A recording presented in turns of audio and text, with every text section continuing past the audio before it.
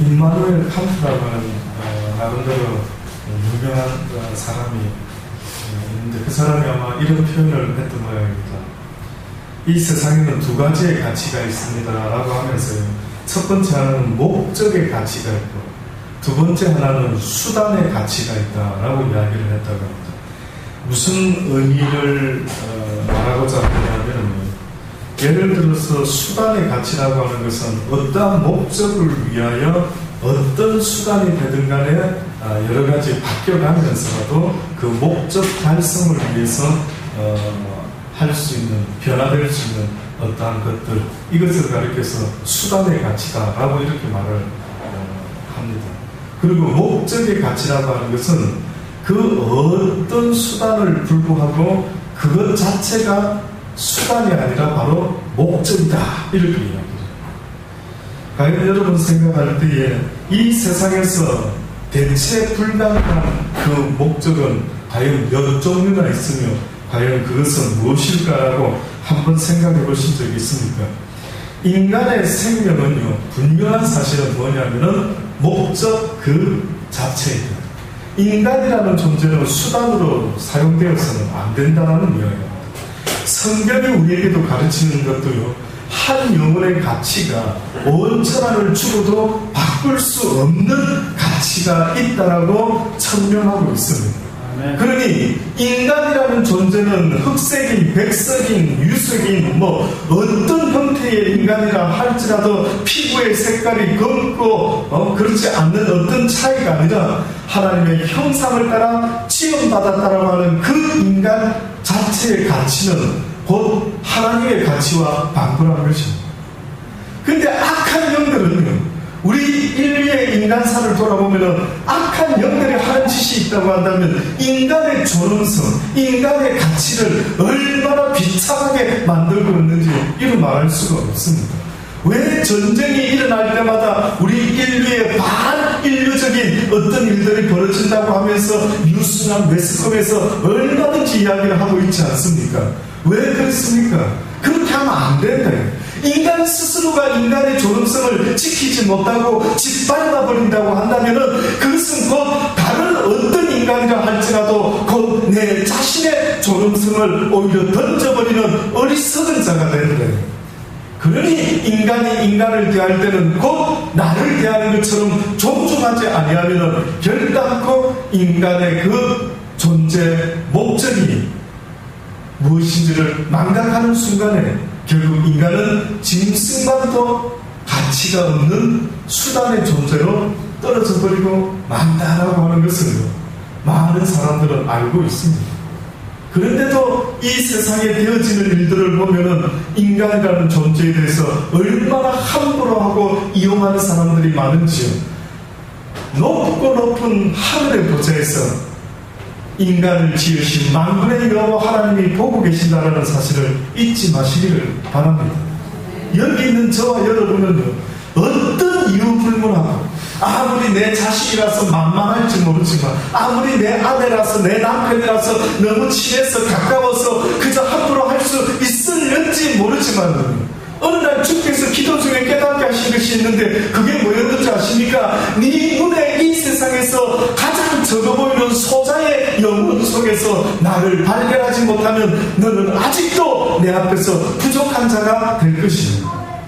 너의 존재가, 너의 인간적인 가치는 곧 너와 똑같은 어떤 인간들 속에서 나 만군의 여호와 예수 그리스도의 피 묻은 구원의 그 형상이 그 속에서 발견되지 못하면 너는 결단코 아직도 네 마음이 교만한 자. 사람을 사람으로 봐야 됩니다.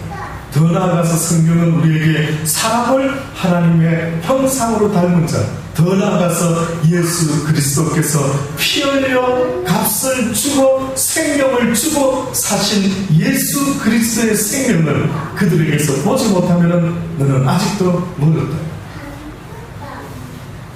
프랑스의 왕 프리 부세라고 하는 사람이 이런 예화가 있더라고요. 아마 이분이 자신의 그 왕궁에서 일하는, 주방에서 일하는 어떤 소년, 아마 어린 소년이었던 모양입니다. 무엇을 그렇게 왕이 심심했는지는 모르겠지만 그 소년한테 뭘 열심히 가르치고 있는 것입니다. 그 옆에서 나이 많은 신하가 이야기를 합니다. 그런 비천한 아이 하나를 붙잡고 그렇게 뭘 가르치고 애를 쓰십니까? 라고 했을 때 그분이 했던 표현이 이런 표현입니다. 가장 비천한 사람이라도 내 영혼만큼 귀중하고 그리스도의 피로 사신 영혼을 갖고 있습니다. 제가 왜 이 사람의 이야기를 굳이 예를 들냐면 이것은 가장 성경적인 이야기이기 때문에 그렇습니다. 이것은 하나님이 우리에게 가르쳐 주지 아니하고서는 이 사람이 이런 고백을 도무지 할 수 있는 그런 일이 있을 수는 없는데 아마 이분은 그 하나님의 말씀을 잘 알고 있었던 사람 같습니다. 그래서 성경에 내 이웃을 사랑할 때 어떻게 사랑하라고요? 네 몸같이 사랑, 네 영혼같이 사랑해. 네 영혼같이. 저는 언젠가 이것을 깨닫고 나서부터요, 비록 내 아들이지만, 비록 내 아내지만은 할 수가 있다면 부드럽게 이야기를 하려고 얼마나 애쓰는지 모릅니다. 그전에는 저도 다른 사람들한테는 목사가 어떻게 화내겠습니까? 어떻게 제가 아무리 속상하는 일이 있어도 어떻게 경림이한테 내가 화를 낼 수가 있겠습니까? 승자한테 했으면 했죠. 그렇지 않습니다. 이상하게도 가까이에 있는 그 사람에게 저는 어느 날 나의 나쁜 습관을 보았던 것입니다. 그러니까 내 속에서 내가 무슨 자격으로 하나님의 형상을 닮은 딸과 아들들에 대해서 함부로 할 수 있는 권한이 나에게 있는가? 이렇게 물어보게 되더라고요. 그래서요, 어느 순간부터 할 수가 있다면 웬만해서는 저도 어디 가서는 막 화를 안 내려고 목사니까 더 애를 안 쓰겠습니까? 그런데 참다가 집에 들어오는 때로는 막 폭발을 하려고 하는 내 모습을 보고 와, 이건 잘못된 것이야. 이건 잘못된 것이야. 하나님 앞에서 모든 사람을 대할 때에 내가 더욱더 내 가정에서, 내 집안에서 하나님의 말씀대로 한 영혼 한 영혼에 대해서 내가 존중할 수 있는 마음을 가지지 못하면 결단코 나는 아직도 하나님이 무엇을 말씀하고 있는지를 깨달지 못하고 있는 자이겠구나 라는 사실을 깨닫고 나서부터 저는 저 원수에게까지라도 주님 말씀에 들어 그 원수가 목마르고 배고프고 헐벗을 일이 있을지라도 어떻게 해주라고요? 그를 도와줘. 먹을 걸 줘.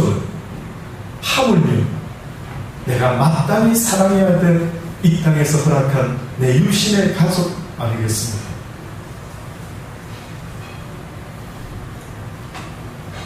한마디로 하나님의 형상을 닮은 인간이라는 존재는 가격을 매긴다라고 할 때 얼마의 가격을 매길 수가 있겠습니까? 여러분, 인간이라는 존재는 도대체 얼마의 가치가 있을까라고 물어본다면요, 그 대답은 이것밖에 없습니다. 인간은 조름한 존재입니다. 인간은 가치를 논할 수 있는 대상이 아닌 것입니다. 인간 자체는, 하나님의 형상을 닮은 인간의 자체는 바로 존엄하다라고 하는 사실을 잊지 마시기를 바랍니다. 악한 것들은 이렇게 우리에게 하나님은 분명히 한 영혼의 가치를 말해주고 있는데도 불구하고 계속해서 인간을 미워하게 만들고 심지어는 인간을 죽이도록까지 만들고 있는 걸 볼 때마다 얼마나 가슴이 아픈지 모릅니다. 오늘 성경의 본문의 말씀 시편 23편 많은 사람들이 알고 외우고 있죠. 여호와는 나의 목자시다라고 했을 때 여호와는 내 영혼의 목자가 되십니다라고 말씀해야 되는 것입니다. 그가 나를 푸른 초장에 누이시고 실만한 물가로 인도하신다라고 할 때에 그 의미는 곧 나의 영혼을 하나님의 나라에까지 이끌어가고 계신다라고 말을 해야 되는 것입니다. 나의 평생의 선하심과 인자하심이 정녕 나를 따르느니 내가 여호와의 집에 영원히 거하리로다 라고 말합니다. 내가 원하는 내 인생의 궁극적인 내 영혼의 목적이 있다면 그것은 바로 내가 여호와의 집에 영원토록 가는데 내 육신의 삶을 이야기하는 걸 아니지 않습니까? 내 영혼의 삶을 이야기하고 있는 것입니다. 너무 안타까운 것은 내 육신은 날마다 거울을 쳐다보면 보면서요 날마다 얼굴에 로션도 바르고 얼굴에 스킨을 바르고 얼굴에 자기 전에 뭐 보드랍지 안 생기려고 얼마나 깨끗이 관리하려고 애를 쓰는지 모릅니다. 예. 그래서 어떻게 보면 요즘의 젊은 사람들은 그저 막 얼굴을 이쁘게 하려고. 얼마 전에도 모 성도님의 자녀 중에 한 딸이 좀 더 이쁘게 해보려고 코를 예를 들어서 했을 때 저는 막 극구 반대를 했습니다. 죄송한데요. 예. 그냥 믿음으로 들을 수 있으면 좋겠습니다. 모 성도의 딸이요.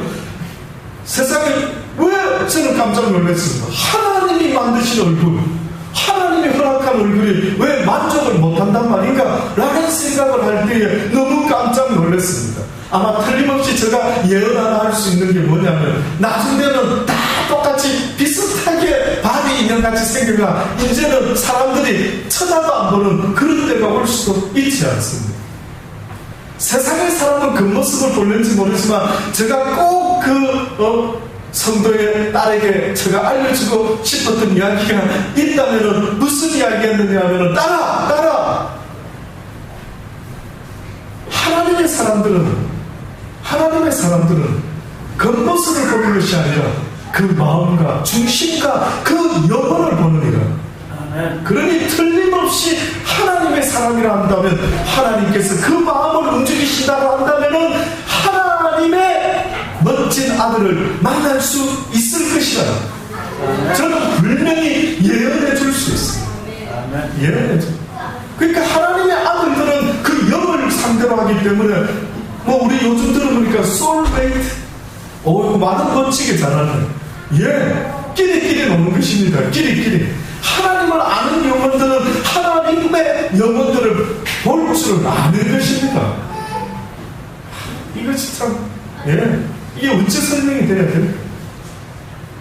그러니 10편의 23편의 이 말씀은 지금 계속해서 누가 나를 어디로 이끌어가기를 원하느냐면 예수 그리스도께서 내 영혼의 목자가 되어주셔서 내 영혼을 제발 이 땅에서 끝나지 아니하고 죽음으로 끝나지 아니하고 죽어서 영원한 형벌에 떨어지지 아니하고 하나님의 아름다운 그 나라로까지 나를 인도하여 주옵소서라고 자기 영혼을 그렇게 애를 쓰고 있는 것입니다.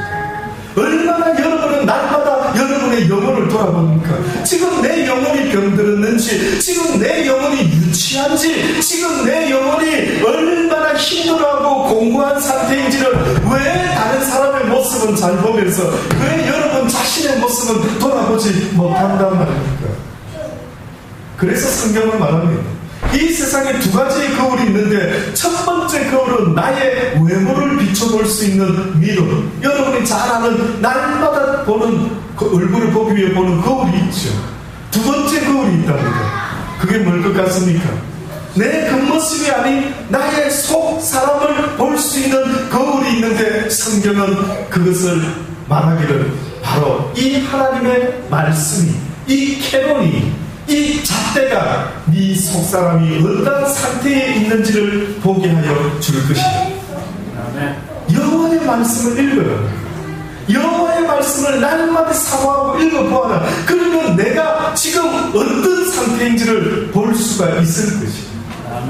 하나님의 선한 것은 딱 한 가지입니다. 항상 기뻐 쉬지 말고 하나님과 교통이 되기를 바라고, 그리고 뭡니까? 범사에 감사하는 자가 됩니까? 안 됩니까? 항상 기뻐하고 싶은데, 항상 하나님과 교통하고 싶은데, 항상 감사하고 싶은데 여러분의 심령이 지금 그렇게 살아가고 있습니까?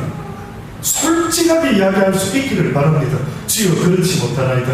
아버지여 내가 감사하고 기뻐하고 행복한 인생을 살고 싶은데 오히려 원치 않은 짜증과 막 모든 것들이 다 일어난다라는 그것을 고백할 수밖에 없는 것입니다. 우리가 아이들을 키울 때 애들이 짜증내고 뭔가 찡찡대면 뭐라고 이야기합니까? 뭔가 문제가 있는 것 같다. 혹시 가시가 찔렸나? 혹시 얘가 뭐 과자를 너무 먹었나? 뭐 밥을 이렇게 안 먹으려고 하지? 어떤 증상이 있을 때마다 아이를 키우는 엄마는 얼마나 잘 아는지 모릅니다. 그런데 왜 여러분의 상태를 지금 여기 있는 목사 같은 이러한 역할을 맡은 사람이 이야기해주고 있지 않습니까? 여러분의 영혼이 문제가 있으면 지금 어떤 것에 문제가 있다라고 말하는데, 여러분의 영혼이 세상에 먹을 것, 입을 것 가지고 감사와 기쁨이 되지 않고 있다면 지금 여러분은 하나님의 말씀이 부족한 것입니다. 여호와의 말씀을 먹지 아니하면 결단코 내 영혼은 그 어떤 것으로 만족하고 기뻐할 수가 없다는 것을 성경은 분명히 말씀하고 있는 것입니다. 아멘. 그래서 시편의 말씀을 보면요, 시편 19장의 7절로 보면은 여호와의 율법은 완전하며 영혼을 소생케 하고 라는 말이 있습니다. 여호와의 율법이 내 영혼을 완전하게 해줄 수 있는 유일한 것이라는 것을 성경은 시편 기자를 통해서도 이렇게 말씀하고 있는 것입니다. 여호와의 증거는 확실하여 우둔한 자로 지혜롭게 하며 여호와의 교훈은 정직하여 마음을 기쁘게 하고 여호와의 계명은 순결하여 눈을 밝게 하는도다. 여호와를 경외하는 도는 정결하여 영원까지 이르고 여호와의 규례는 확실하여 다 의로우니 그 곧 많은 정금보다 더 사모할 것이요 꿀과 송이 꿀보다도 더 달도다. 여호와의 말씀이 이렇게 귀하다. 여호와의 말씀을 먹지 못하면 내 영혼이요 얼마나 방황하게 되는지 이런 말할 수가 없습니다. 오늘 우리 시대에도 여러분 주변에 좀 보십시오. 얼마나 많은 영혼들이 배고파하고 얼마나 많은 영혼들이 허기져하며 얼마나 많은 영혼들이 굶어 죽어가고 있고 때로는 강도를 만나 피 흘려 죽어가고 있는 이 세상의 수많은 영혼들을 좀 보시란 말이죠. 왜 우리나라 대한민국이 옛날에는 잘 먹고 살지 못할 때는 자살률이 그렇게 별로 없었는데 오히려 OECD 국가 중에 경제력이 요즘은 일본을 능가할 정도로 엄청난 경제력을 이야기하는데도 뜻밖에도 엄청난 자살률과 불평과 불만과 묻지마 살인 사건이 일어난다고 한다면 이것이 뭘로 설명이 되어야 되는 것입니다. 이게 뭐로 설명 좀 해보십시오. 여러분이 지금 이 순간에 이 답을 풀지 못하면 여러분도 언젠가 묻지마 살인의 희생자가 될 것입니다. 내가 죽든지 내가 그들을 변화시키든지 내가 그들에게 주의 이 율법을 증거하지 못하면 언젠가 그들이 나를 죽일 날이 올 것입니다. 그러니 악을 악으로 이기지 말고 악을 무엇으로 이기라고? 선으로 이기라. 그 악한 자들에게 똑같이 악하게 대하지 말고 하나님의 말씀을 받은 자답게 하나님의 말씀을 가지고 영원한 나라를 바라보고 영생을 소망하며 살아가는 영혼답게 그렇게 살아가라고 하나님은 말씀하고 있는 것입니다. 성경이 말하고 있는 구원은요, 한마디로 말하면 영원한 사망에서 구원받아라. 너희가 이 땅에서 그런 식으로 살다가 물론 언젠가는 다 죽겠지만 그러나 잊지 마라.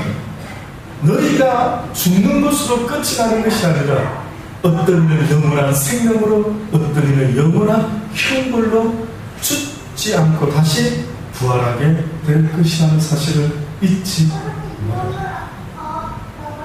잊지 말랍니다. 너무 세상에 재미난 거리가 많겠지만 때로는 심각한 것을 한번 진지하게 생각을 해보십시오. 여러분은 인생 6, 70을 위해서 살 것입니까? 아니면 영원한 생명을 위해서 한번 살아보실랍니까? 저는 살아보니까요, 어렸을 때 철없을 때 살았던 시절하고 조금 장성했을 때 개인적으로는 여러 가지 육신의 연약함 속에 날마다 하나님의 말씀을 잘 깨달지 못해서 미련해서 그 말씀을 깨달아 보려고 몸부림치던 시절과 이제 나이 먹어가면서요, 내 육신의 연약함이 자꾸만 나타날 때마다 이제는 막 온갖 연약함 속에서 좀 어떻게 벗어나 보이려고 그저 몸에 좋다는 것을 또 해서는 안 되는 것을 나름대로 애를 쓰면서 살아가고 있는 내 모습을 봤을 때, 야, 젊은 시절, 좋은 시절 다 간 거 아니야? 이런 생각이 알게 모르게 한 번씩 쑥쑥 들어오는 것입니다. 그래서 성경은 젊었을 때에, 아직은 힘이 있을 때에, 아직은 주의 말씀을 깨달아 선한 일을 할 만한 그런 힘과 능력이 있을 때 너를 지으신 만군의 여호와를 기억하라고 말하고 있는 것입니다.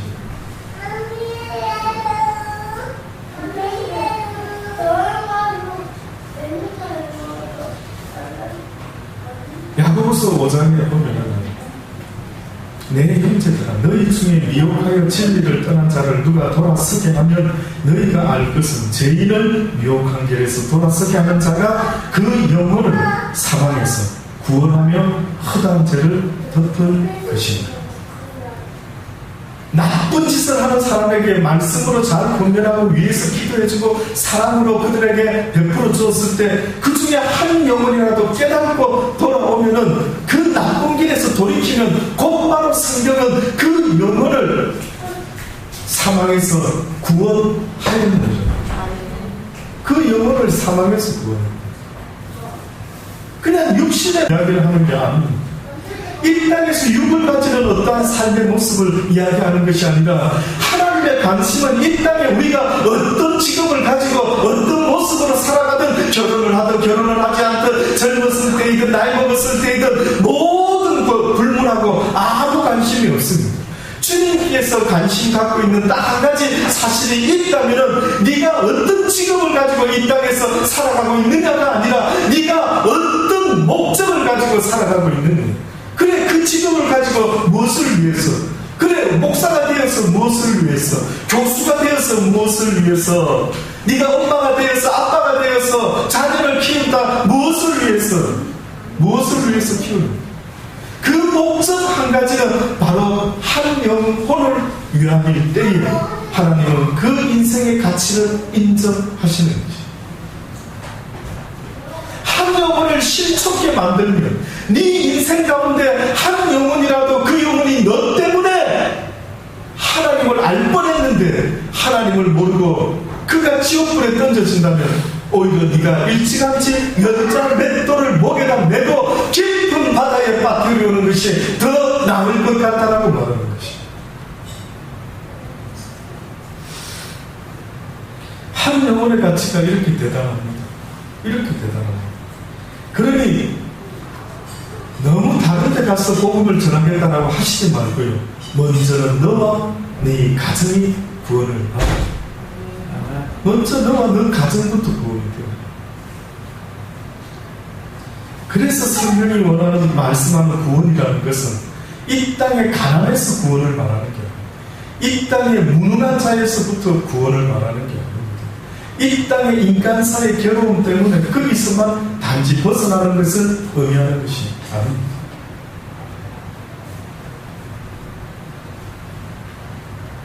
믿음의 결국, 베드로전서 1장 9절에 보면 믿음의 결국 곧 영혼의 구원을 받습니다. 교회에서 믿습니다 할 때에 무엇을 믿는다라는 말일까요?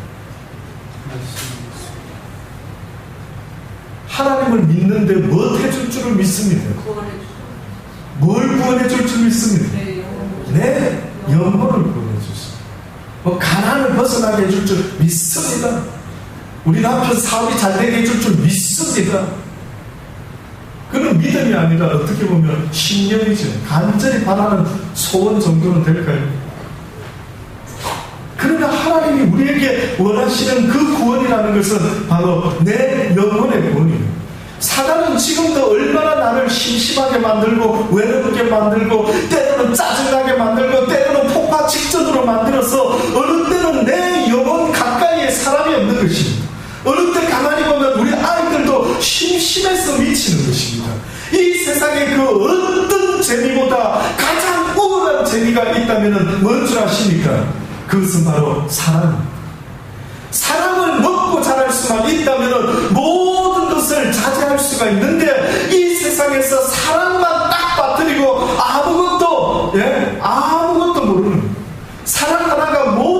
주는데 그 사랑을 못 배우고 인간이 살아가다 보니 그 어떤 것에도 만족하지 못하고 살아가는 상처받은 영혼들이 우리 주변에 얼마나 많이 있습니까? 화내고 싸움 잘하는 사람 보고요, 너무 뭐라 하지 마십시오. 그 사람도 가만히 보면 상처받은 사람, 막 화 잘 내는 사람 가만히 들여다보면요, 그 사람도 그 심령 속에 뭔가 인생에 그도 화 안 내고 싶겠지. 그런데 말끝마다 욕을 하고 말끝마다 화를 내고 말끝마다 주변 사람을 막 아주 억압을 하는 이런 사람이 있다면 가만히 그 속을 들여다보면 그 안에요 상처가 있습니다. 피부의 상처, 특히 얼굴에 저는 요즘 관심을 좀 갖고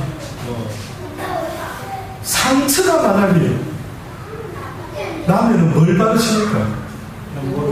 무슨 연고 혹시 하나 추천해 주시려니까? 요즘 최고 좋은 게 뭐 써보신 분 말씀해 주시기 바랍니다. 목사님 이거 써봤더니만 이런 거 막 그 대박 뭡니까? 제가 20년 전에 떠나갈 때는 그나마 한국에서 공부가 오는 애들 키우면서 부탁한 연구가 있습니다. 후시딘이라는 그런 연구가 있습니다. 지금도 있습니까? 지금도 최고입니까? 지금도 좋습니다. 마델카스 상처가 났을 때 분명히 내버려 둡니까? 내버려 두지 않습니까? 아프니까 내버려 두지 않습니다. 억지로라도 뭔가를 바르려고 애를 쓰죠. 그래서 우리는 기독교인은, 하나님을 믿는 사람들은, 하나님의 말씀을 아는 사람들은요, 그런 상처가 난 사람을 봤을 때 똑같이 화를 내고 같이 다투어라 그렇게 말씀하는 게 아니라 그들을 대할 때 악을 악으로 대하지 말고 악을 선으로 대하라. 악을 선으로 대하라. 사랑 아니면 사람을 이길 길이 없는 거예요. 사랑은 조금 덜이 되는 것 같아 보이지만 사랑만큼 사람을 확실하게 바꿔놓는 것은 세상에 없다. 감옥에 들어가 있는 너무나 악하고 악한 어떤 죄인이라 할지라도 감옥에서 유일하게 사람을 변화시킬 수 있는 놀라운 어떤 것이 있다면 그것은 성경, 그것은 하나님의 말씀 외에는 현실적으로 그 외의 것이 있다고 저는 들어보지는 못했어요. 그러니 그런 죄인들도요, 변화될 수 있는 유일한 것이 있다면 그것은 바로 하나님의 말씀입니다. 주의 사랑 외에는 아무것도 이길 길이 없는 것입니다. 한번 써보시기 바랍니다. 저는 특히 결혼해서 얼마 안 됐을 때에 이 말씀들을 나름대로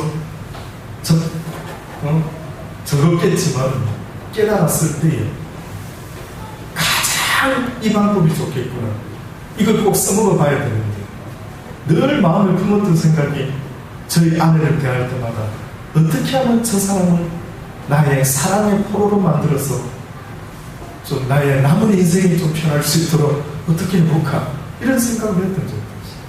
억지로 하니까는 신혼 초 때는 저 말을 너무 잘 들었는데요, 좀 지나니까 안 듣더라고요. 잘 안 듣더라고요. 어떻게 하면은 사는 날 동안 목이 마른데 이런 거 얼른 갑자기 물을 떠서 갖다 주는 이런 멋있는 아내를 내가 평생 같이 살아봤으면 좋겠다. 이게 나무 현대자로서 꿈이었어요. 그런데 때로는 논리로, 때로는 지적하는 것으로 안 되더라고요. 여러분은 이렇게 열심히 듣고 있지만 때로는 저희 아내인 사모한테 어떤 이야기를 할 때는 본인 생각하고 틀리면 안 듣습니다. 이거만 목사로서 어떻게 그냥 듣도록 만들 수도 없겠고, 이것도 남편의 권리로서 어떻게 이것도 때로는 안 통할 것 같고 할 때 제가 마지막에 유일하게 생각해 본 게 뭔지 아십니까? 어떻게 하면 저 사람을 갖다가 한방 기회를 봐가지고 사랑의 어퍼컷을 내려가지고 완전히 나의 사랑의 포로로 만들 수가 있을 거예요. 어떤 아내가 포로된 감정 이야기를 저는 기억하고 있습니다. 남편이요, 새 차를 하나 뽑아줬다. 너무 좋았겠지. 이 아내가 너무 좋아서 남편이 사준 새 차를 몰고 나가다가 세상에 그냥 사고가 나고 말았습니다. 큰 사고는 아니었지만 차가 그냥 옆에 스크래치가 크게 막 납니다.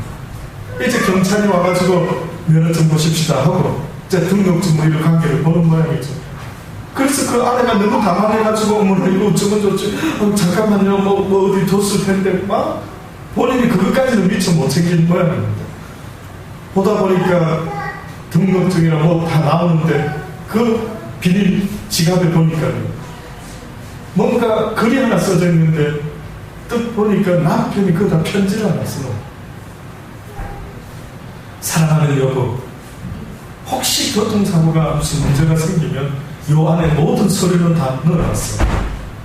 차는 망가져도 상관이 없는데 나는 당신이 안 다쳤으면 하고 다치지만 않았다면 감사하게 생각하오 라는 아주 짧은 글이 써져 있었던 것이죠.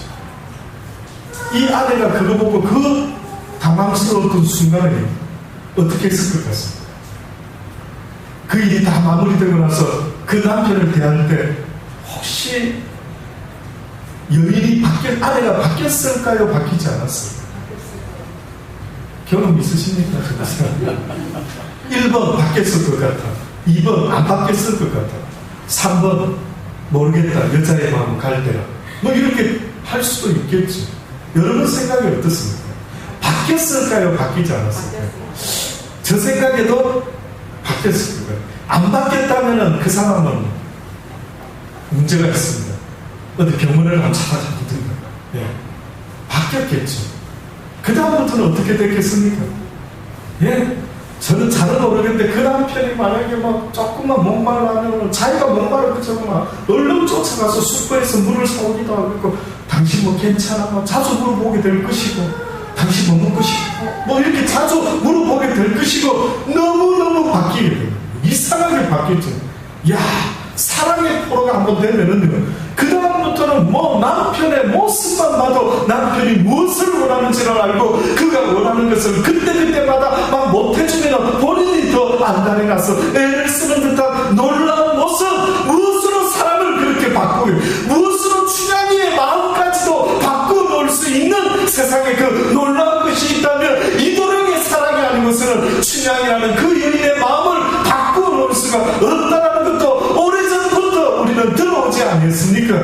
그러니 하나님이 지금 이 순간에도 우리에게 말씀하시는 것은 그 사랑으로 모든 영혼을 구원하라라고 외치고 있는 것입니다.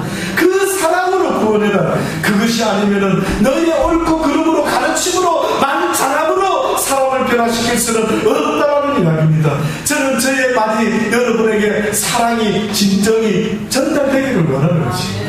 제발 그것 좀 신경 쓰세요. 여러분의 영혼 좀 신경 쓰세요. 하루를 살더라도 여러분의 영혼은 사랑 가운데 살다가 사랑 가운데 죽기 위하여 태어난 사랑받기 위한 하나님의 자녀라는 사실을 잊지 마십시오.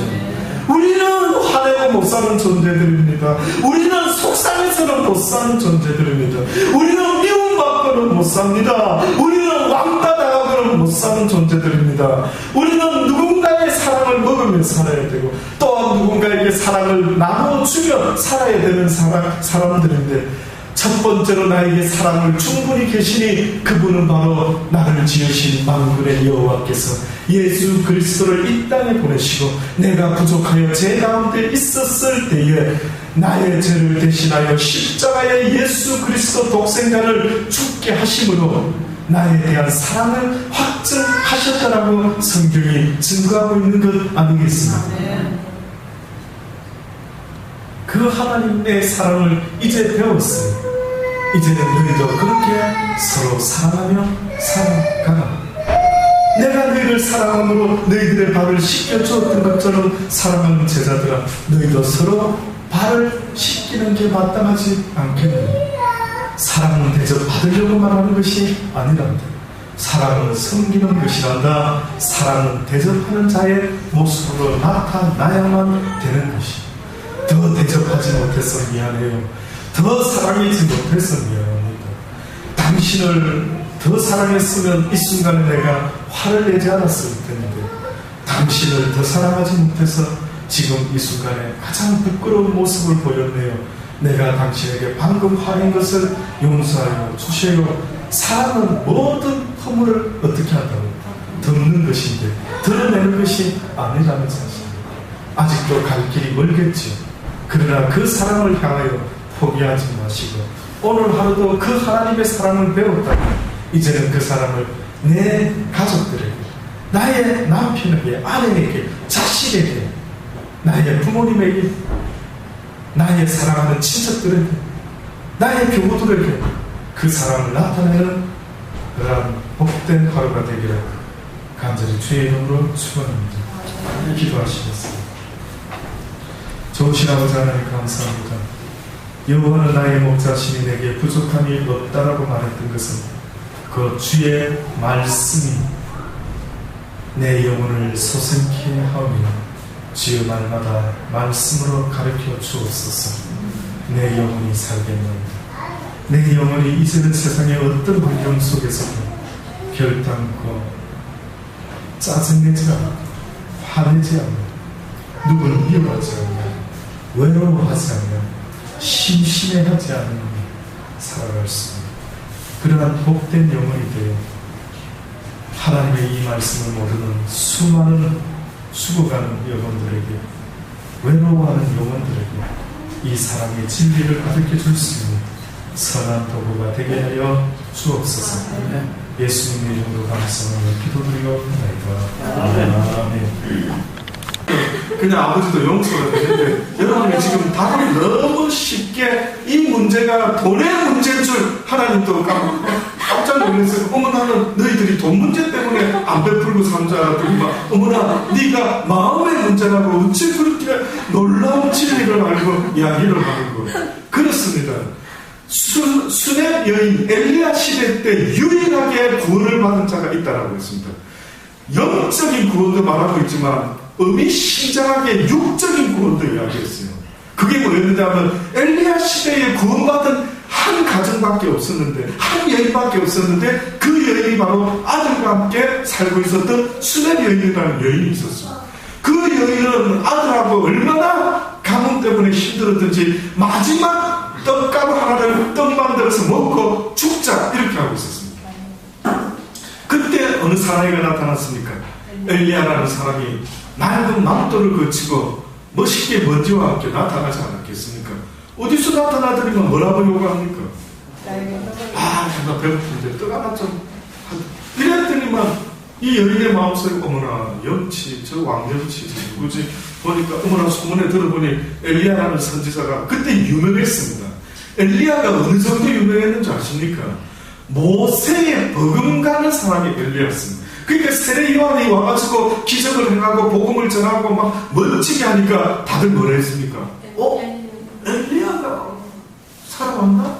이렇게까지 그들 입에서 자연스럽게 세례 요한을 갖다가 엘리야라고 말할 정도로 그들 머릿속에 엘리야의 이야기가 얼마나 많이 있었겠어요. 왜? 마지막 때에 물론 본 사람이 엘리사밖에 없는지 모르겠는데 엘리사가 저랬겠지. 어떻게 보면 엘리야가 마지막 때에 하나님의 일을 마치고 어떻게 그가 하늘나라로 올라갔다는, 하늘에 불만차가 내려왔다는. 와, 이거 뭐 어떻게 설명이 돼? 엘리야라는 사람은 뉘길래 그가 죽음을 맛보지 아니하고 하나님의 불만차를 타고 하늘나라에 올라갔던 사람.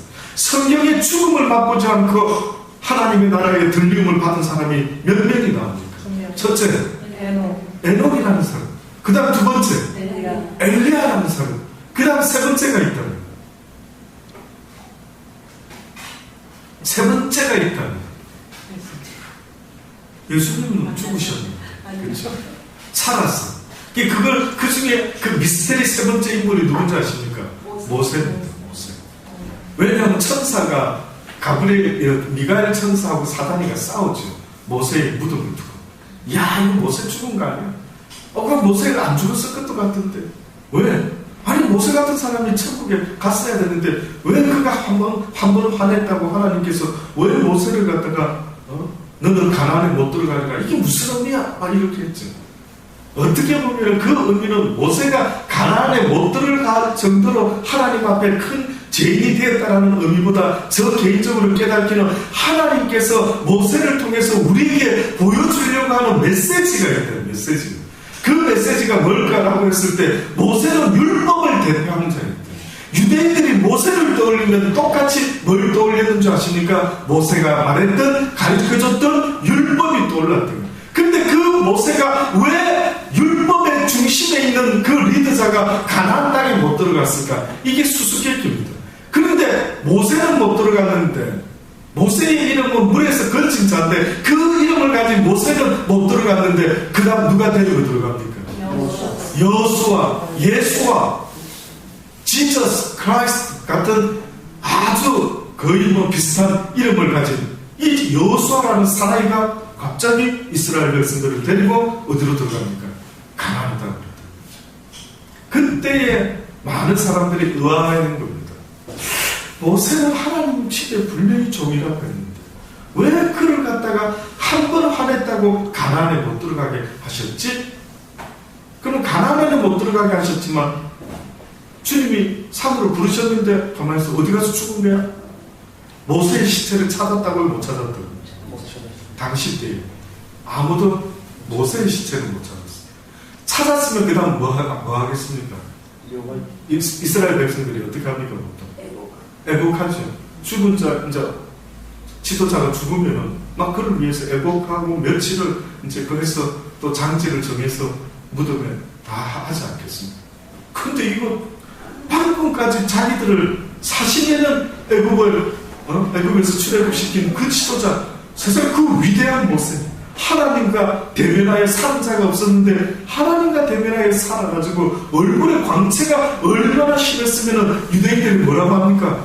모세가 우리한테 말할 때 제발 어떻게 해달라고 얼굴에 수건을 뒤집어 쓰고 이야기 좀 했으면 좋겠어. 직접 보기가 너무 부담스럽대. 너무 빛이 나니까. 야, 그랬던 어마어마한 지도자가 모세란 말이죠. 그런데 그 모세를 죽었으면 장사를 지낼 텐데 이것 시체가 안 보이는 겁니다. 그래서 성경에 잠깐 미스테리한 표현이 있는 게 모세의 시체를 두고 죽음을 두고 죽었냐 살아서 뭔가 하나님이 데리고 갔냐. 그러면 호렙산 그 갈멜산 그 호렙산 그 어디엔가 하늘로 통하는 길이 있지 않는가. 하늘문이 그 산에 있는 건 아닌가. 이래가지고 또 막 그 길을 한번 찾고 난리가 나죠. 예, 어떻게 보면 하늘로 통하는 어떤 문이 있을 수도 있다고 봅니다. 그래서 영화 시나리오에 막 나오죠. 그게 왜 그러냐면 그 뭔가 영적으로 말은 할 수 없겠는데 어떤 하나님과 통하는 어떤 길이 있는 건 아닌가요? 육적인 길은 아니죠. 그래서 여러분 조금 미스테리한 이야기 중에 선악과를 따먹고 났을 때 하나님께서 생명나무를 인간들이 따먹을까봐 그 주변을 어떻게 했다고요? 두루 도는 화염검으로 그냥 지키고 있다. 어떤 의미일까요? 사람의 눈에 그게 육적인 눈으로 볼 수가 있다 없다. 볼 수가 없는 거 아닐까요? 네. 영적인 일이 아니면 아마 그 생명나무를 찾을 길이 아마 없지 않을까요? 예, 이처럼 모세라는 사람도 그렇게 위대한데 엘리야라고 하는 그 사람도 그 정도로 위대했던 것입니다. 그때 엘리야 시대 때 그 수렙 여인이요 굶어 죽지 않았습니다. 유일하게 구원받은 여인이었습니다. 근데 뜻밖에도 잘 한번 들어보십시오. 뜻밖에도 그 여인이 굶주리지 않을 정도로 늘 어떻게 보면 풍성하게 먹고 살았는데 그 조건이 그 어떤 풍성함에 묘한 비밀이 있었는데 그건 뭐냐면은 성경을 보니까 그 여인의 그 기름병과 그 떡 반죽 그릇 있죠. 그것이 마르지가 않는 거예요. 부어서 먹었으면 없어져야 되죠. 근데 뭐 대단히 떠서 뭐 도깨비 방망이 뚝 두들기면 나타나는 것도 아니고 어떻게 해요? 부으면 또 차있고 부으면 차있는 겁니다. 퍼내면 또 차있고 퍼내면 차있는 겁니다. 여러분, 기독교인의 부자의 삶이라는 것은 뭔지 아십니까? 믿음으로 어떻게 하라고요? 너에게 조그마한 그 재물이 있다 할지라도요, 이것을 갖다가 나눠봐라. 먼저 나눠봐라. 근데 이상하게 신기한 거는 나누어도 사실은 실질적으로 내가 나누라 모를 정도로 늘 비슷한 겁니다. 늘 내가 내 쓰는 용량은 비슷하단 말이죠. 이게 참 답답한. 이게 그럼 체크해 볼 수도 없고, 확인, 내가 지금 누구 베풀었다. 2012년 9월 며칠, 내가 옆집에 사는 김갑돌에게 쌀 한 가마니를 줬다. 야, 그럼 난 쌀 한 가마니 줄었는데, 과연 내가 줄은 만큼 가난하게 사는지 한번 확인해 봐야지. 한번 확인해보는 방법도 좋겠죠. 이상하게 하나님의 방법은 너희가 쓰고 베풀고 퍼내는데도 불구하고 어떻게 된다고요? 줄어들지가 않는다고요. 저는 이것이 바로 기독교인의 부자의 비밀이다. 그러니 세상에 살면서 사랑을 받지 않아도 될 만큼 부한자도 없겠지만 사랑을 베풀지 못할 만큼 가난한 마음도 없다는 걸 주님은. 문제는 돈의 문제가 아니라 여러분이 저에게 분명히 말씀하신 대로 이 문제는 돈의 문제가 아니요 무엇의 문제라고요? 마음의 문제라. 마음의 문제. 들어보면 다 마찬가지 아닙니까? 누가 국밥 한 그릇 베풀었다고 굶어 죽을 것 같습니까? 안 죽습니다. 현실적으로는. 내가 지금 국밥 한 그릇 베풀면 엄청 가난해질 것 같지만 오히려 뜻밖의 벌금딱지, 교통딱지 갑자기 툭툭툭 나타나면 기가 막히지요. 기가. 아이고 이 돈이 아이고 내가 이걸로 맛있는 걸 사먹던 통닭을 얻어야 이야 통닭 10마리를 먹겠다. 아이고 그러면 우리 교회 몇 사람이지 한 사람씩 내가 저녁에 통닭 쏘아도 와 이 돈으로는 아주 뒤집어 쓰고도 남겠다. 그럴 때가 없습니까 여러분? 그래서 하나님이 말씀하는데 어리석은 자야 네가 그렇게 아끼고 쌓아두면 뭐하는데 그 똥 되는데 불어버리면 한순간에 날아가는데 그 말려고 쌓아두고 또 쌓아두고. 저는 그래서 옛날에 다 비슷하겠죠. 가난하게 살았기 때문에 저희 집에도 그 찬장이 있었습니다. 그럼 저희 모친이 젊으셨을 때부터 어디서 사은품 받고 하면 좋은 그릇, 좋은 접시, 딸들 시집갈 때 주겠다고 너무너무 나름대로 또 모아놓으시는 것도 있고, 손님이 오면은 특별히 꺼내려고 하는. 그 나중에 보니까 막 유행이 지나가지고, 그릇이 얼마나 무거운지, 유리 크리스탈 했는데 옛날 스타일이니까, 저 기억도 납니다. 겉은 오돌토돌하니 이랬는데, 들어보니까, 언젠가 제가 한번 들어보니까, 이건 무겁더라고요. 이래 무거워서 컵을, 이게 힘센 사람 아니면 여기다 물도 못 마시겠대.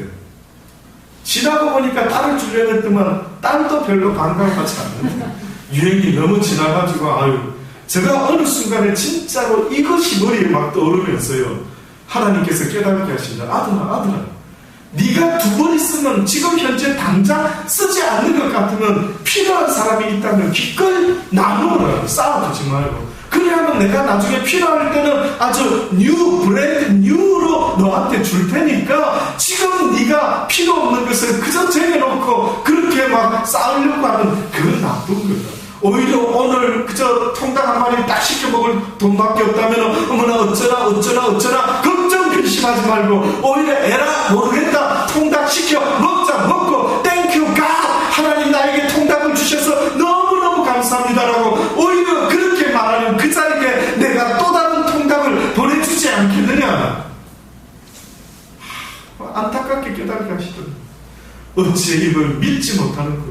믿음이 없는 세대구나. 믿음이 없는 세대. 너희의 말하는 이유는 너희에게 먹을 것 입을 것이 지금 당장 없어서가 아니라 바로 하늘나라의 이러한 복된 삶으로 너희의 마음을 거기다 두지 못하는 너희들. 더 중요하다.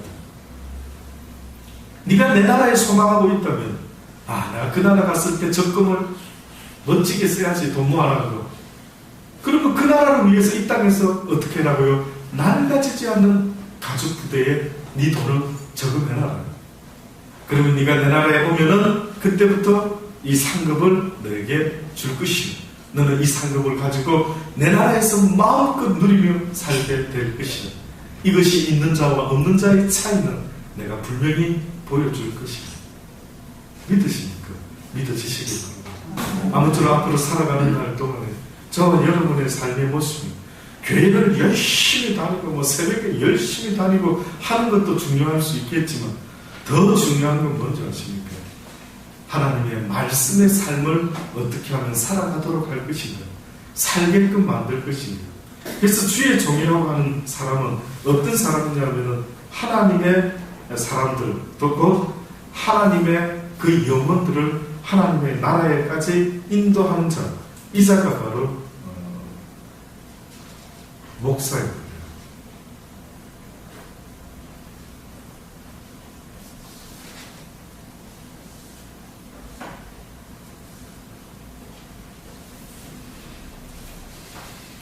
베드로전서 2장 19절을 보면 마지막 결론적으로 말씀드리기 원합니다.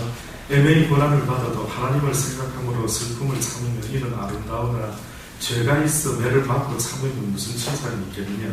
오직 선을 행함으로 고난을 받고 참으면 이는 하나님 앞에 아름다워. 우리가 고난을 받는다 할 때 기독교의 고난의 의미는 이 땅에서 뭐라고요? 선을 행함으로 받는 거라는 목표지만, 그러나 죄가 있어 얻어맞는 고난도 있다라고 불립니다. 모든 고난이 다 주께로부터 온 것이 아닙니다.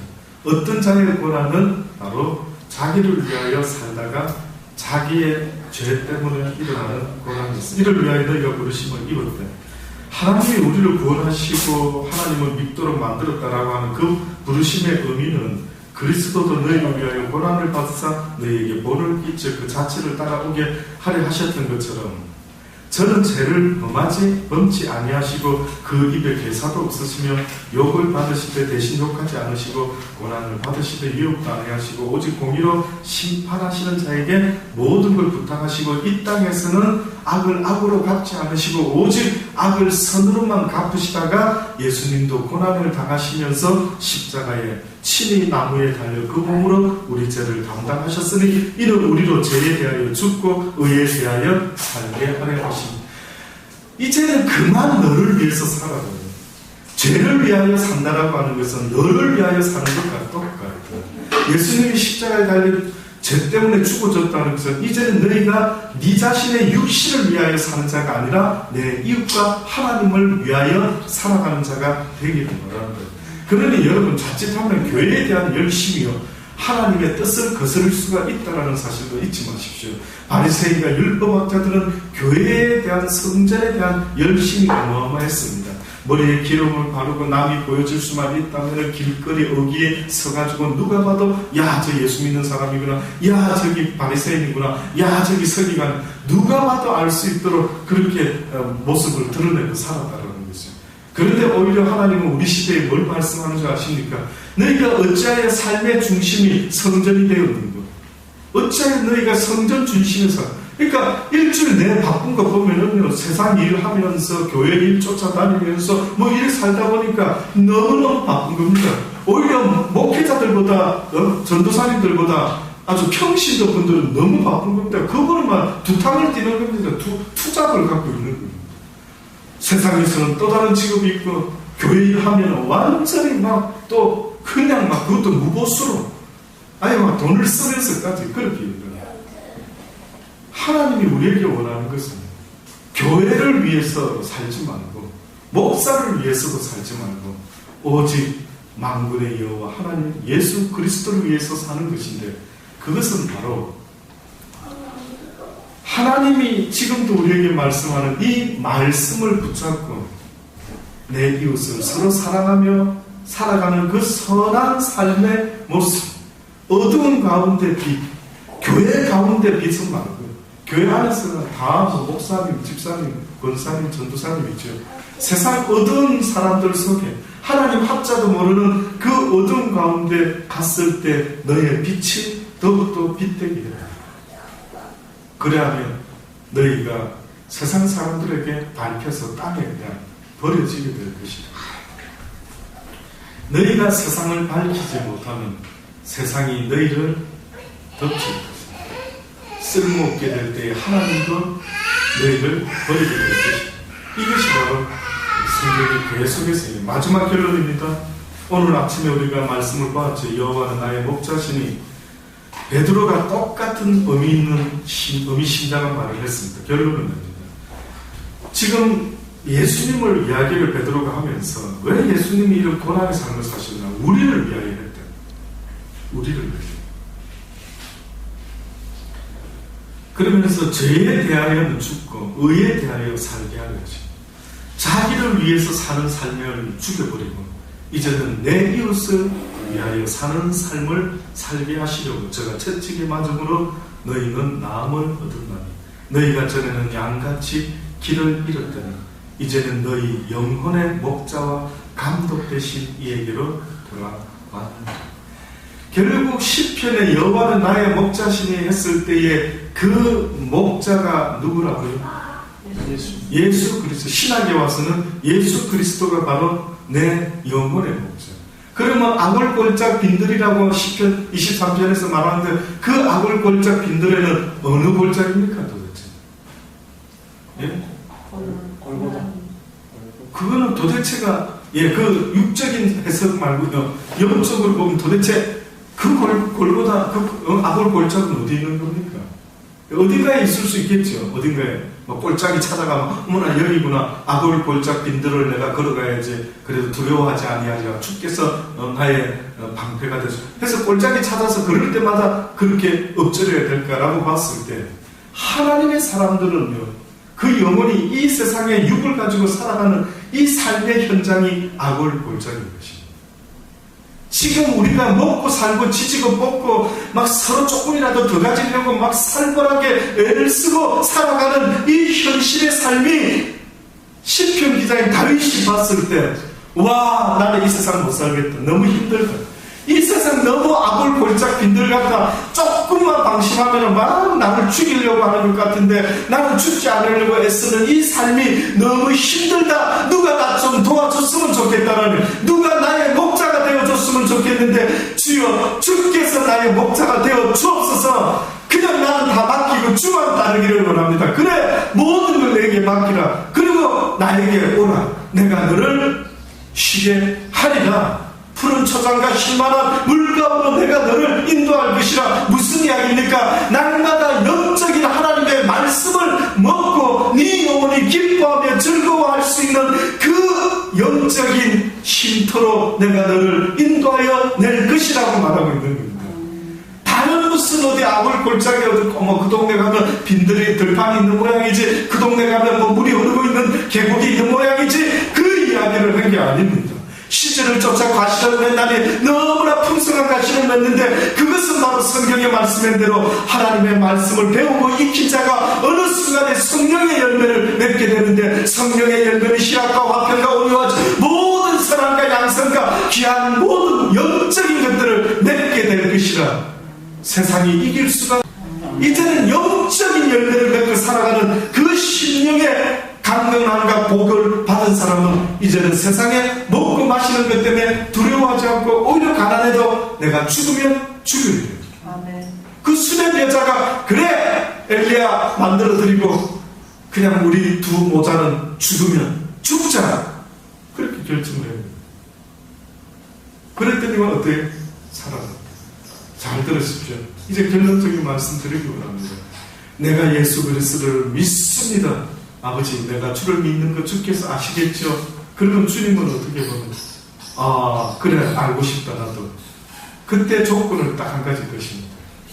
네 생명을 나에게 내놔라. 네 남은 삶을 나에게 내놔라. 죽은 재물로 가져오지 말고 네가 살아서 나의 뜻대로 삶으로 너를 통해 사람들이 저의 하나님이 저와 함께 하심을 보는 듯하라고 네 삶을 통해 내가 영광받기를 원하니 이제는 너를 위하여 살지 말고 죽고 이제는 나를 위하여 산 자가 되더라. 그러니까 믿습니다라는 그 말 속에는 무엇이 담겨있느냐면 내 육신의 생명이다. 네가 나를 위하여 죽고자 하면 어떻게 된다고요? 네가 살 것이다. 그러니까 네 생명을 그 정도로 할 수 있겠느냐? 이웃에게 떡 자꾸 나눠주다 어머 나도 굶어 죽겠는데 굶어 죽자 이렇게까지 할 수 있겠느냐 물어봅니다. 네가 나를 위하여 너의 십자가를 질 수 있겠느냐? 너희가 나를 따라오려거든 너를 부인하고 날마다 네 십자가를 지고 나를 따라올 수가 있겠느냐?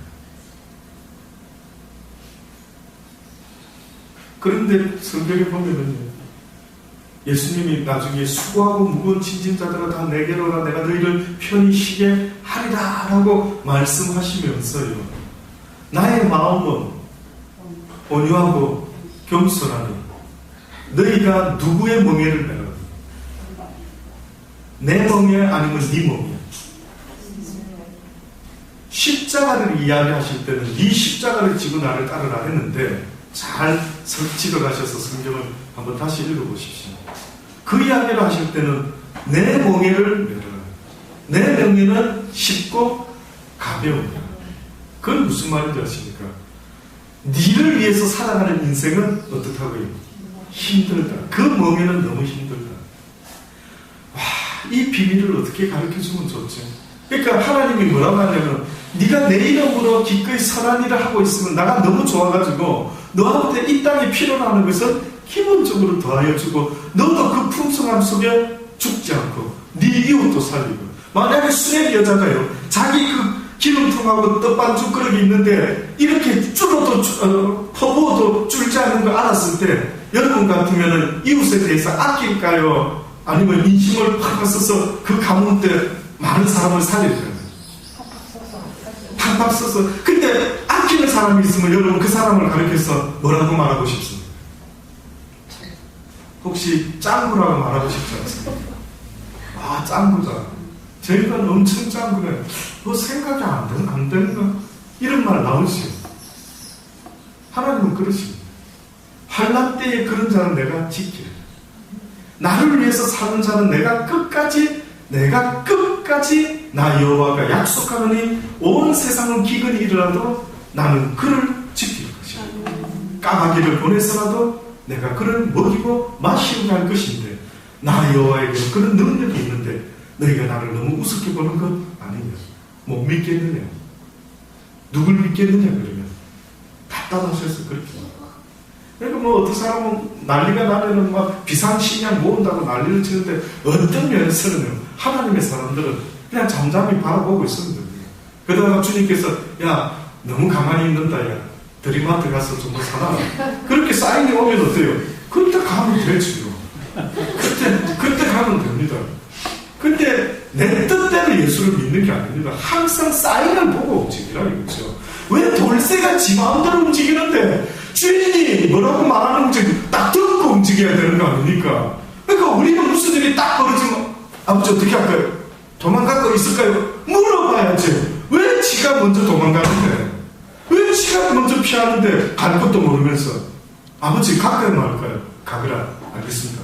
아 잠깐만 어디로 갈까요? 그냥 가라. 알겠습니다. 그냥 가면 되는 겁니다. 이게 너무 하나님과의 관계가 안 돼 있는 겁니다. 그제 도저히 사모와 이야기를 나눴습니다.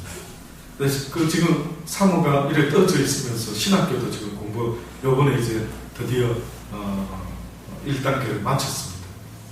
그래서 이제 교회를 좀 옮겨가야 되겠다. 이 호프 처치, 호프 컬리지 또 호프 컬리지, 교회도 호프 처치 같은 이제 목사님들이 그걸 하는 바로 옆에 있으니까 집에 가까우니까 다녔는데 하나님이 자꾸 마음속에 그 치유 사역 때문에 약한 자, 병든 자, 영혼을 일으키는 이런 어떤 사역을 하는 어떤 교회가 아마 그쪽 골드코스트 쪽에 있는 모양입니다. 그런데 가서 좀 뭔가 함께 하나님 일을 해야 되는 건가 뭐 이런 생각을 하면서 신청을 하려고 신청을 했다더라고요. 그러니까 아마 그게 동참하게 되면 아마 그런 일들도 하게 될 건데 하면서 어떤 이야기를 한 가지 덧붙이는데 같은 나이에 싱글 어떤 아가씨가 노처녀 아가씨가 승전마하고 나이가 똑같은 아가씨가 그 호프신학교에 공부를 같이 하는데 한 9개월 동안 같은 학교 클래스에 있는데도 대화는 별로 안 했답니다. 조금 개성이 있는 여자분 같고 해서 이제 승전마는 그냥 조용히 나름대로 있은 모양이죠. 그러다가 어느 날 보니까 점심을 안 싸우고 그냥 항상 있으면 먹고 없으면 또 사서 먹든지 안 먹든 좀 그런 어떤 모습이 보여서 어느 날 점심을 좀 싸가지고 와서 같이 먹자고 그래서 이제 점심을 같이 나누면서 이런저런 이야기들을 하게 됐어요. 근데 너무 놀라운 거 있죠. 그 노처녀 아가씨가 창원에서 살고 있는데 거리가 먼니까 여기서 1시간 얼마 멀지 않아요. 창원에서 아마 나름대로 굉장히 부유한 가정에서 아무 어려움 없이 그래서 음악 전공하고 남도도 사회사업 전공 그래서 사회관계되는 봉사 공부를 하기 위해서 호주에 왔는데 어느 날 하나님께서 하나님 하자도 모르는 그 사람에게 어느 날 갑자기 하나님 네 동생하고 가서 교회를 가라 그러더라고요. 이게 도대체 어디서 그 이후로부터 하나님 하자도 모르는 여인이 바울과 같이 어떻게 보면 그 이끄심을 따라가지고 시키는 대로 하고 있는 거죠. 다 마치니까 다 어느 정도 훈련을 하시더만 호주로 가라. 호주에 가서 이런 어떤 일들을 위해서 일단 떠나거라. 이래가지고 아무 연고지도 없는데 호주에 날아가가지고 그렇게 살아가거든요. 그러나 하나님에 대해서 어떤 경험은 없는데 그 하나님의 말씀을 두려워함으로 움직이고 있는 사람들이 있더라고요. 그래서 성경마을 이야기가 되어가지고 같이 하나님의 이야기를 나누고 성경의 이야기를 해주고 그런 하나님이구나. 그분이 나를 지금 그렇게 자꾸만 간섭하고 계시는구나. 이러면서 서로 신앙의 이야기를 이렇게 쌓아가고 있다라고 그렇게 이야기를 얼핏 들었습니다. 오늘 우리 시대에도 하나님은 죽은 하나님이 아니라 살아계시는 하나님.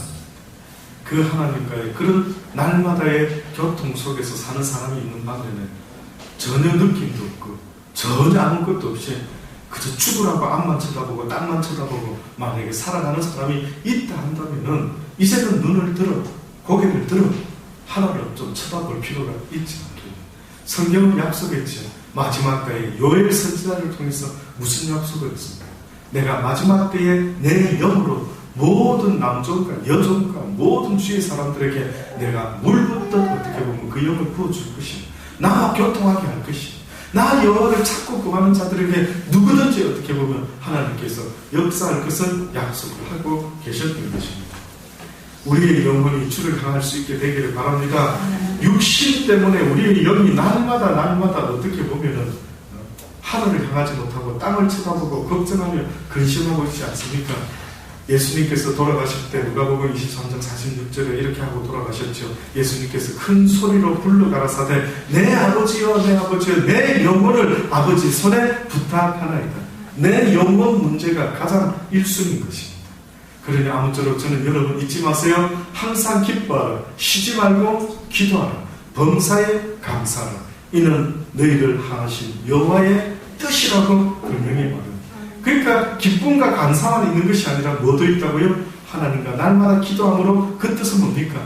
날마다 하나님의 뜻을 쫓아서 움직이는 믿음의 삶이 되어야지 날마다 언제까지 목사의 이야기만 듣고 교회 활동 때문에 힘들어서 그렇게 살아가는 이런 일이 있어서는 안 되죠. 이 이야기를 새겨 들으실 수 있게 되길 바랍니다. 자유하시기를 바랍니다. 모든 인간 쇠사슬에서 자유하시고 오직 나를 지으신 만군의 여호와 하나님 앞에 홀로 섰을 때에 그분이 나에게 뭐라고 말씀하실지를 한번 상상을 해보소서. 세상의 사람은 온데간데 없고 엘리야와 같이 내가 이제는 하나님 앞에 홀로 남았나이다. 이세벨이 나의 목숨을 구하고 있으니 내가 어찌하면 좋겠습니까? 라고 홀로 하나님 앞에 설 수밖에 없었던 그 엘리야의 모습을 여러분도 한번 생각해 보시면서 내가 만약에 이 땅에 홀로 남았다면 나는 그 하나님의 뜻을 어떻게 알 수 있을지를 여러분이 스스로 한 번쯤 돌아볼 수 있는 복된 은혜의 시간이 되기를 간절히 바랍니다. 기도하시겠습니다. 하나님 그렇습니다. 우리의 영혼을 돌아보게 하여 주옵소서. 내 영혼이 깨어있는지, 내 영혼이 날마다 주와 교통하고 있는지, 지금 내가 잘하고 있는지 못하고 있는지, 누구의 말을 들었을 때 내 영혼이 느낌이 있는지 없는지, 날마다 그저 어제와 같이 잘하지도 못하고 계속 반복하고 있지는 않는지, 날마다 우리의 영혼이 자라가기를 원하시는 하나님, 날마다 사는 날 동안 시간이 가면 갈수록 더욱더 하나님과 가까워지기를 원하시며 더욱더 친밀한 가운데 들어오기를 원하시는데 저와 여러분은 그만큼 하나님과 가까워지고 있습니까? 그만큼 하나님의 뜻을 잘 알게 되었습니까? 오늘 이 시간에 돌아볼 수 있는 복된 시간이 되기를 원합니다.